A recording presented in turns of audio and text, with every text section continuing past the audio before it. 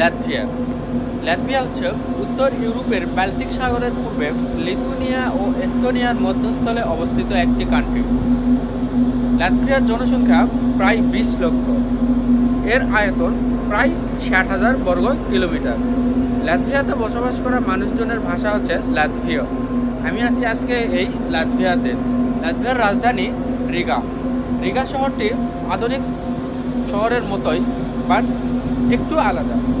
এই লাতভিয়াটা হচ্ছে ইউরোপের একটি কান্ট্রি, উত্তর ইউরোপের একটি কান্ট্রি। এর মুদ্রা ইউরো হিসাবে চলে। আজকে আমরা আসছি সেই লাতভিয়াতে।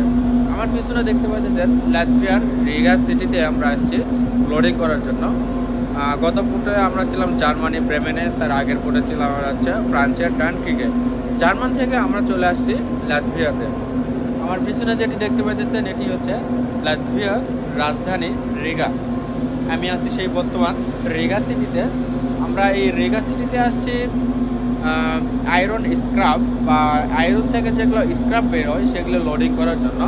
আমরা এখান থেকে লোডিং করে আমরা ডিসচার্জের জন্য যাব পরবর্তীতে তুর্কির ইস্কেন্দেরানে।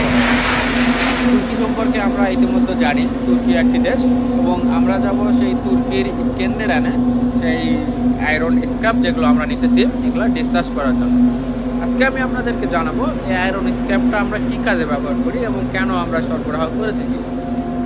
আমার পিছনে দেখতে পাচ্ছেন এটি হচ্ছে রিগা পোর্ট, এবং এটি অনেক ব্যস্ততম একটি পোর্ট বলা চলে।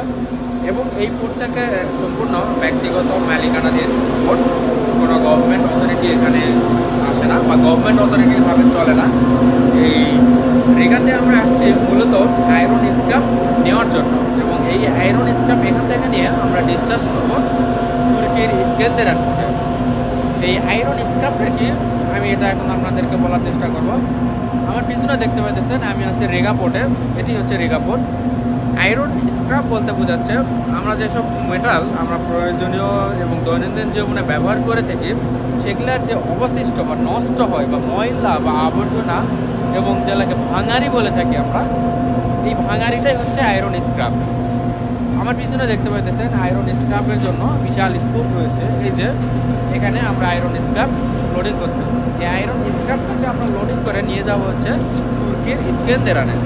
তুর্কির ইস্কেন্দেরানে নিয়ে যায় তারা এটাকে কী করবে, রিফাইন করবে। স্ক্র্যাপটাকে আমরা কী করি, আমরা রিফাইন সম্পর্কে অনেকে জানি বা রিফাইন কীভাবে করে। এই যে মেটাল কার্গোটা, এই মেটাল কার্গোটাও ঠিক এভাবেই রিফাইন করবে তারা।